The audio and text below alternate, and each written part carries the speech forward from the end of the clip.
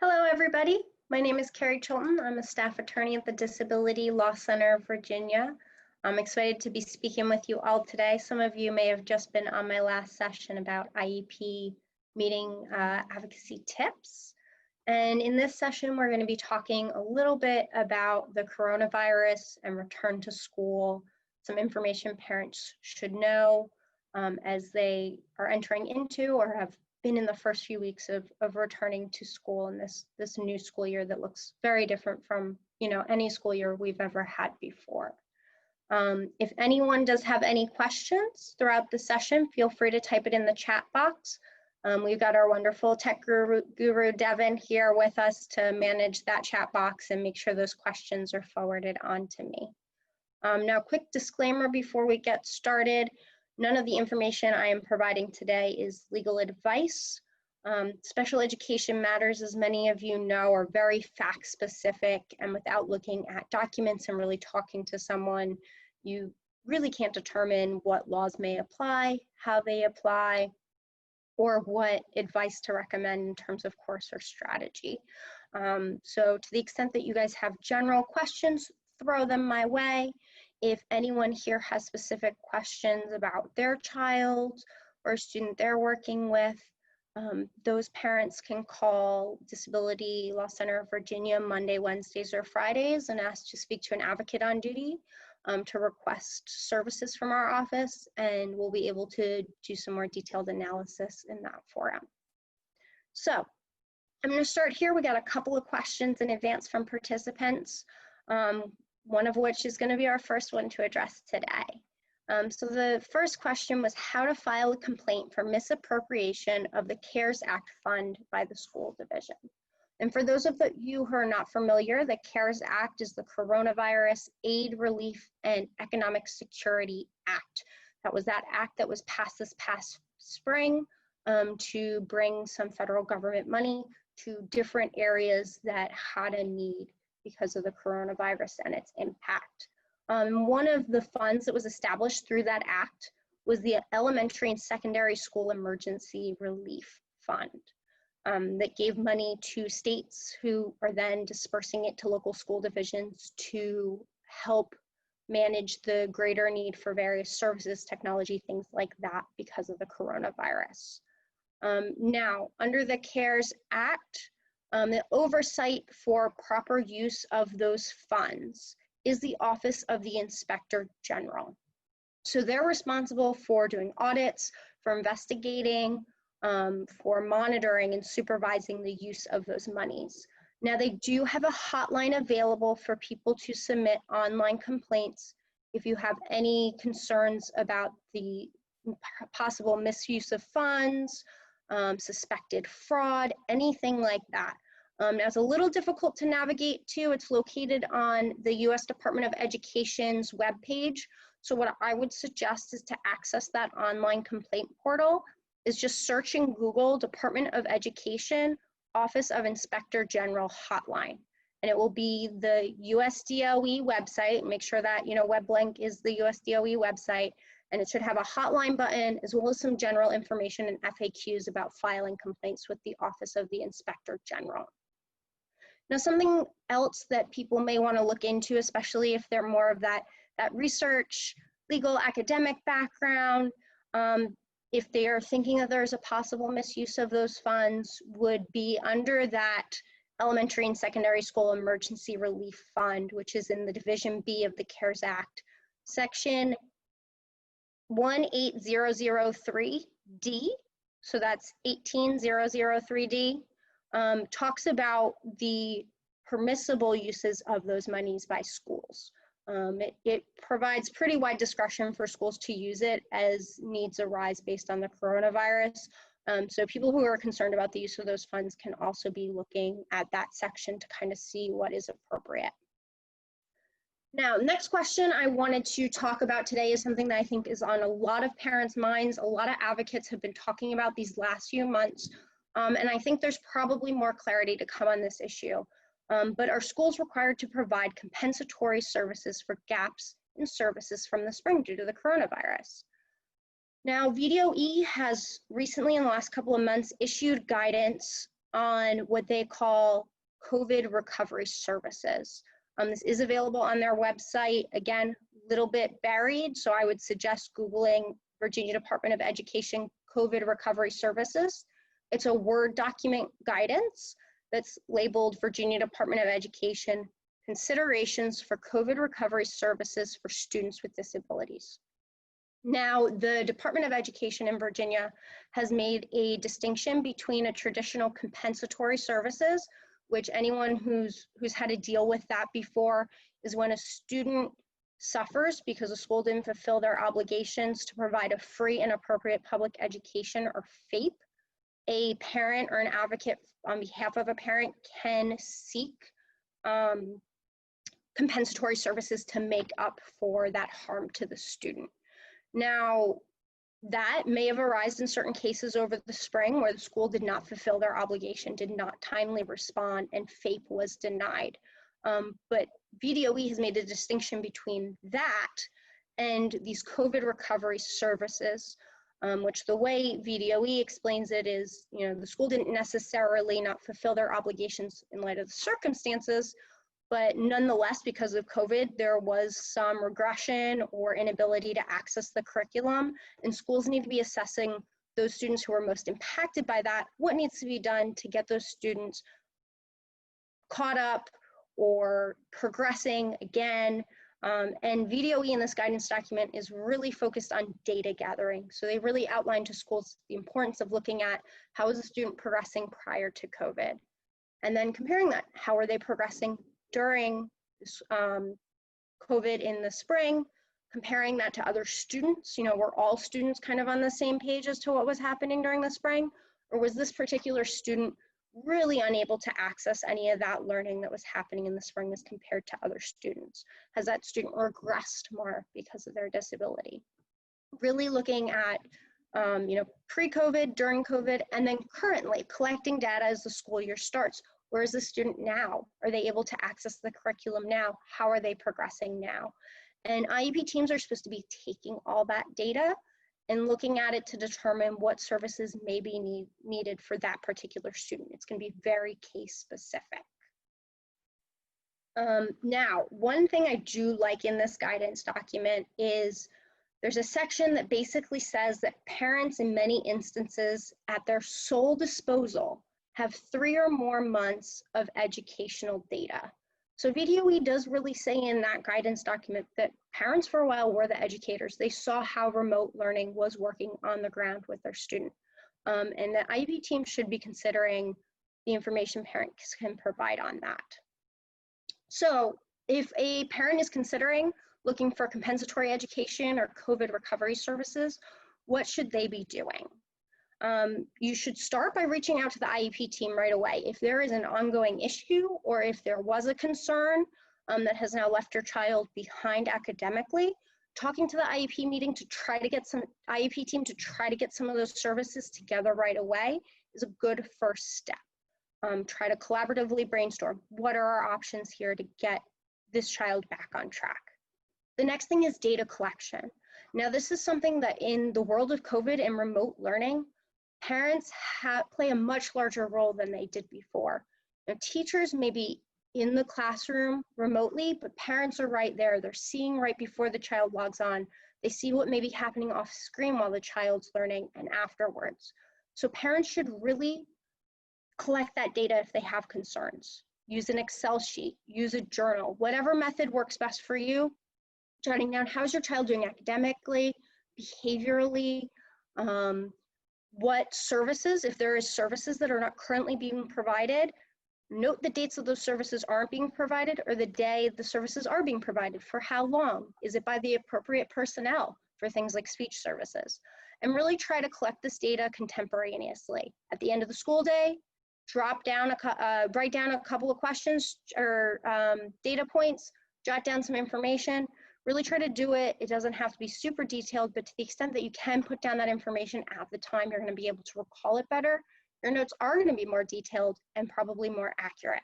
So really taking those notes. And then that's something you can use with the IEP team to talk about how your child's doing, any concerns, anything that your child is really succeeding with that we should implement in other areas of virtual learning. Document things. In addition to collecting that data, try to communicate in writing.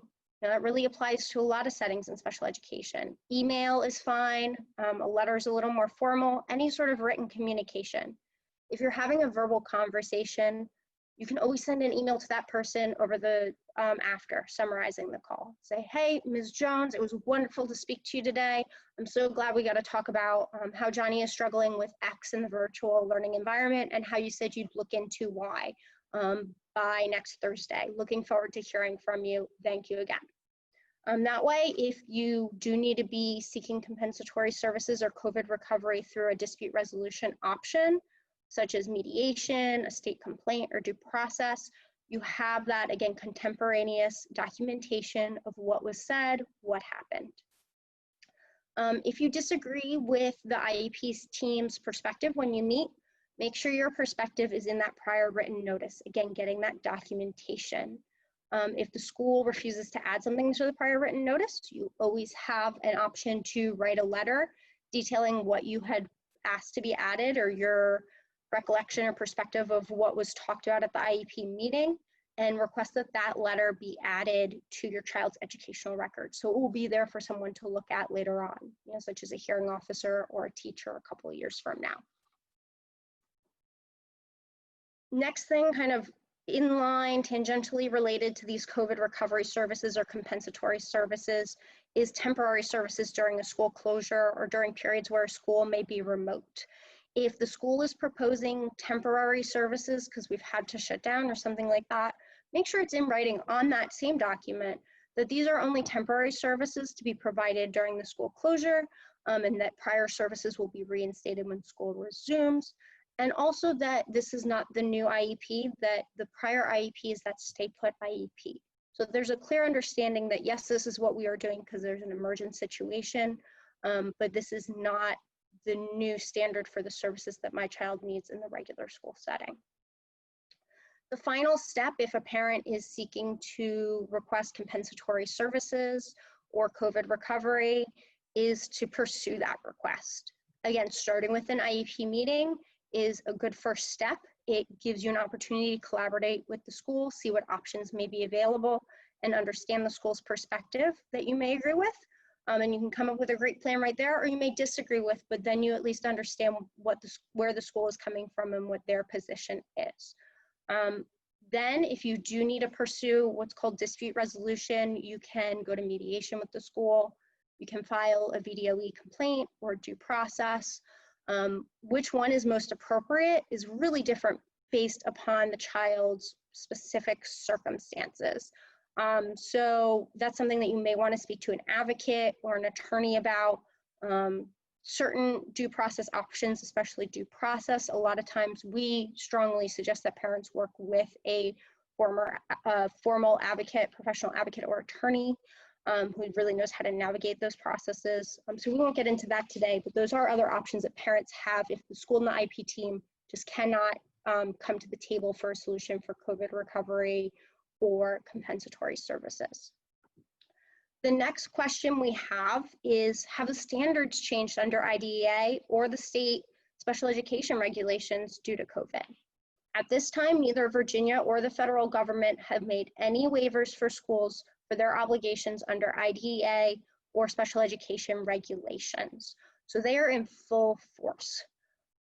Now, there's certain regulations and laws that are flexible by nature because legislators, regulatory authorities understand that not all circumstances can be perceived ahead of time when writing rules, and so there's a certain level of discretion and flexibility written in. So things like, for example, a free and appropriate public education is what a student with a disability is entitled to under IDEA.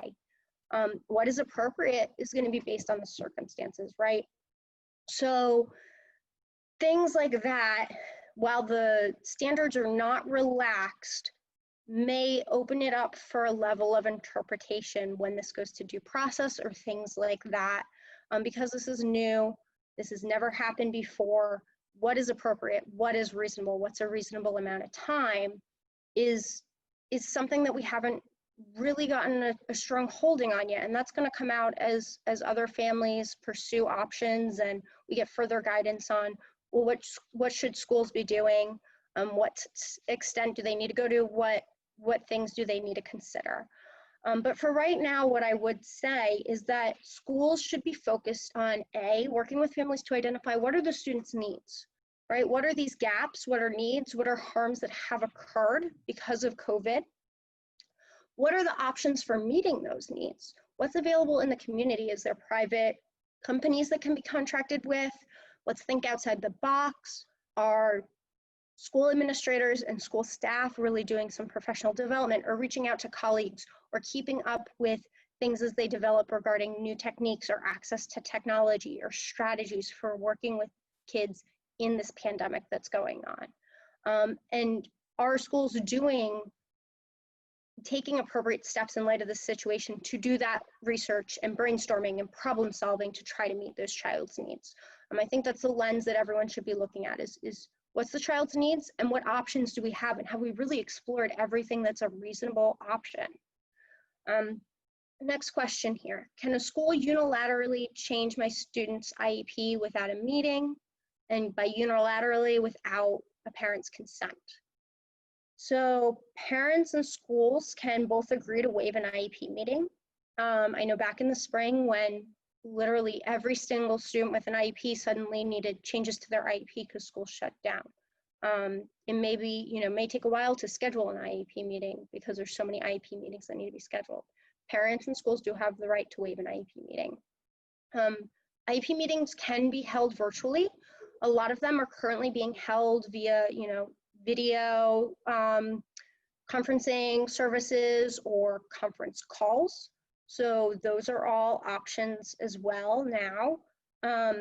IEPs cannot be changed without a parent's consent though. So in Virginia, there is a rule that parents have to consent to a change in services. So schools should not be sending out an updated IEP saying, hey, this is what we're going to implement and that's it. Parents need to consent to it first. And parents do have the right to hold or to have an IEP meeting with the school if they want to discuss, if they have questions. So that's something for parents to know about as well. What options do I have if my child's evaluations are delayed due to COVID? So we heard a lot, especially in the spring into the summer. Private providers shut down, so independent educational evaluations, which is something parents have a right to seek if they disagree with the school's evaluation. A lot of those private providers shut down, especially ones that needed close in-person contact with the student to conduct the evaluation properly. School evaluations, if there are no in-person services being provided by the school, how are those evaluations going to be conducted? And for evaluations, there's certain standards to make sure that that evaluation is standardized so that the data collected is accurate. So they can't just necessarily be adjusted. You have to follow the instructions of the administration of that evaluation. So they can't just be changed to a remote format always. There are some options here. What other evaluations or data do we have currently to assess the child's needs? Maybe it's not a formal evaluation, but maybe the teacher can report on some information or the parent can provide some data. What can we use right now to try to figure out what's going on, what the child's needs are? Is there an outside provider that the school can contract with to complete an evaluation? So there are some private providers now who are opening up services that the schools are not providing. So that might be an option as well, not just for evaluations, but for other sorts of speech services, things like that. Some schools are contracting with outside providers to provide those services. Parents really should be here advocating for, well, if this is not an option, again, what else is? What else can we use to collect that data? What other data do we have? And really importantly, parents should be advocating for, well, what can we do in the meantime? Just because we don't have all the data does not mean we shouldn't be thinking about a plan to try based on our best guess with the data we have and informed, guess there, and maybe not complete or have the best data, but we have some data. What do we think the needs are? And if that plan doesn't work with those services, we've now gotten new data from providing those services. What do we need to tinker with or change? So parents shouldn't just be waiting for those evaluations to be completed to really try to have the school come up with a plan and be actively monitoring that plan to see if their child's needs are being met. Next question is, when will my child return to in-person learning? Unfortunately, this is something that we don't know and is going to vary based on the school division and geographic location. It will most likely be a school division decision, or school board decision, I mean. This summer, as schools were providing their reopening plans, which included whether it was going to be virtual, in-person, or hybrid model, school boards had to approve at their monthly meeting that plan. So parents should be keeping an eye out for announcements on their school division's website for upcoming board meetings. To the extent that parents want to, if there's an option for public comment or comment at school board meetings or sit in on those meetings, those are things parents can do. Again, back to school plans were approved by the school board, so keeping an eye out for that is going to give you that first notice of when school divisions are going to be deciding to return to in-person instruction or hybrid instruction. Something else that's really important to remember here is back in, I believe it was June, VDOE did issue a return to school guidance document, really big document up on their webpage. A lot of it left wide discretion to the schools based on the school's geographic needs, COVID rates, and things like that. But one thing that VDOE did put into that guidance document was that schools, when they return to in-person learning, should be prioritizing those vulnerable student populations who are most in need of in-person learning. So that includes things like young students, kindergartners, that includes English language learners, and that includes students with disabilities who aren't benefiting from that virtual learning environment or who are struggling with it. So to the extent that your school is starting to implement a return to in-person instruction, you should be making sure that they are prioritizing those groups and that is part of their return to school plan. That if there's some of the student population returning, that it's students with disabilities who need those in-person services that are returning first. Next question here. What can I do if my child has behaviors specific to remote learning that are affecting his learning? So an FBA, a functional behavioral assessment, or a behavior intervention plan from that assessment could be collected during remote learning.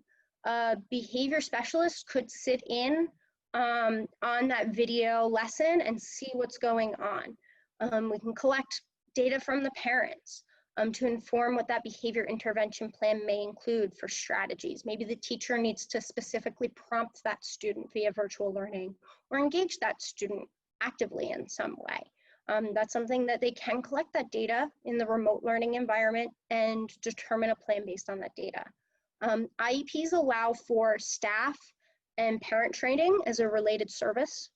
So especially now, again, with parents playing such a large role, if your child is struggling in that remote learning environment and displaying some behaviors and has some behavior needs, the teacher and aide, parents, we can all work with them to professionally develop, train with strategies. There may be an option for a parent to work with the behavioral specialist one-on-one remotely to learn some techniques to use in that setting.